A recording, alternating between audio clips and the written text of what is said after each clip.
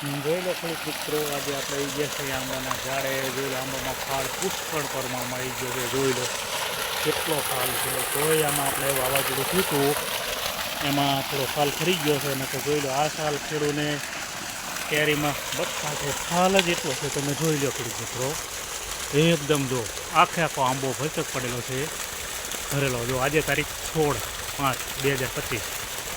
જોઈ લો પુષ્કળ પાક કેરીનો. જોઈ લો પુષ્કળ આવક. ખેડૂને બખા છે આ વખતે આંબામાં. જોઈ લો હવે આમાં થોડું વાવાઝોડું થયું હતું એટલે ફાલ ખરી ગયો છે.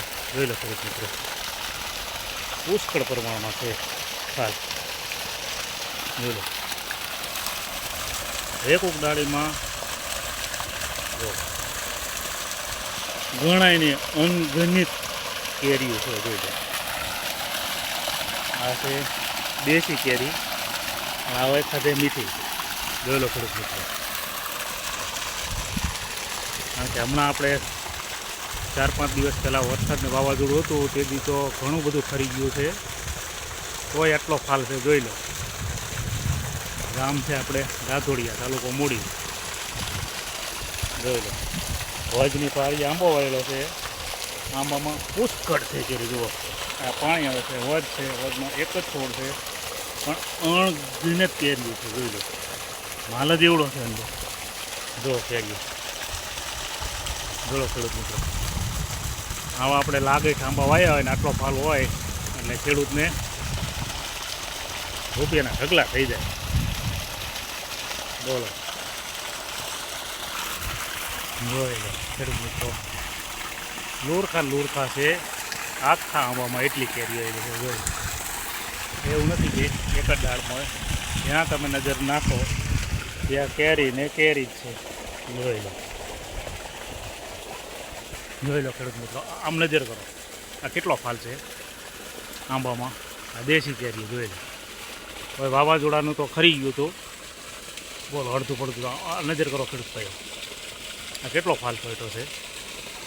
આ ગામ છે દાધોડિયા, તાલુકો મૂડી, જિલ્લો સુરેન્દ્રનગર.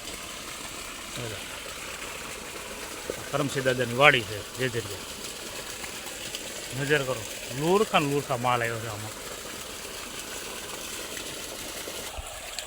જો જ્યાં નજર નાખો ત્યાં કેરી. નજર કરો ઉપર જો કેટલું પુષ્કળ માલ છે ખેડૂત ભાઈઓ. મારી લાઈફમાં મેં પહેલી વાર આટલો આંબામાં ફાલ જોયો કે આટલું ફળ છે. ફાલ આવે છે પણ ફાલ વધરતા નથી. આ જેટલો ફાલ આવેલો છે એટલો બધો વધરી ગયો છે. આ થોડું નીચે ગમે કંઈ પ્રોબ્લેમ પડવાથી આટલામાં શું કરો બેસી ગયો છે. જોઈ લો ખેડૂત મિત્રો, ફરતી બાજુ એટલો માલ, પુષ્કળ માલ છે. જોઈ લો જ્યાં નજર કરો અહીંયા પાંદડા જેટલું ફળ છે આમાં. જો ખેડૂત મિત્રો, જ્યાં નજર કરો અહીંયા સીધા લુરખા જ ફાલ આવેલો છે. કોઈ પણ જગ્યાએ એવો સીધો લુરખ જ છે. પણ પ્રોબ્લેમ એ છે કે એક જ છોડ છે. આટલા લાગે છોડ હોત તો મારી ગણતરી પ્રમાણે એક છોડમાંથી 40-50 મણ માલ નીકળે. જોઈ લો ખેડૂત મિત્રો, એટલે આટલો ફાલ આવતો હોય તો આંબા જ હોય, આંબાની જ ખેતી કરાય. જો મારી લાઈફમાં મેં ક્યારેય આટલો ફાલ નથી જોયો આંબા ઉપર. જો આ બીજી જગ્યાએ જો પુષ્કળ માલ છે. જો લુરખા ચોઈટા છે કેરીના. જો